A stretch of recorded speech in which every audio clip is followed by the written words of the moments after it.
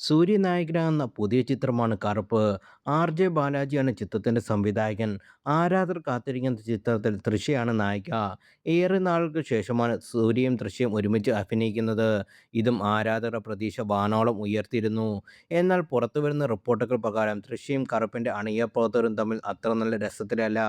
കഴിഞ്ഞ ദിവസം നടന്ന ചിത്രത്തിന്റെ ഓഡിയോ ലോഞ്ചിൽ തൃഷ എത്തിയിരുന്നില്ല.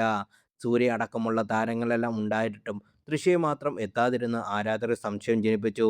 പിന്നീട് സോഷ്യൽ മീഡിയയിലൂടെ തൃഷ നടത്തിയ പ്രതികരണങ്ങൾ ആ സംശയം വ്യക്തമാക്കി.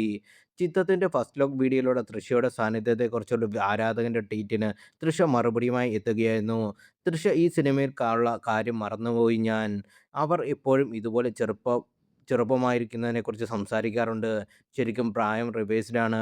കറുപ്പിനു മുമ്പ് തൃഷയും സൂര്യയും ഒരുമിച്ച് അഭിനയിച്ചത് ഏത് ചിത്രത്തിലായിരുന്നു എന്നായിരുന്നു ആരാധകന്റെ ട്വീറ്റ്. നന്ദി, ഞാനും മറന്നുപോയി. ഇപ്പോഴെങ്കിലും അവർ ഓർമ്മിപ്പിച്ചത് നന്നായി എന്നായിരുന്നു തൃഷയുടെ പ്രതികരണം. പിന്നാലെ ഓഡിയോ ലോഞ്ചിന് വരാതെ ഇങ്ങനെ കളിക്കുന്നത് ശരിയാണോ എന്നൊരു ആരാധകൻ പ്രതികരിച്ചെന്ന് തൃഷ നൽകിയ മറുപടിയും ശ്രദ്ധ നേടുന്നുണ്ട്. എൻ്റെ ക്ഷണം ഒരുപക്ഷേ മെയിലിൽ എവിടെയോ നഷ്ടപ്പെട്ടതായേക്കാം എന്നായിരുന്നു തൃഷയുടെ പ്രതികരണം.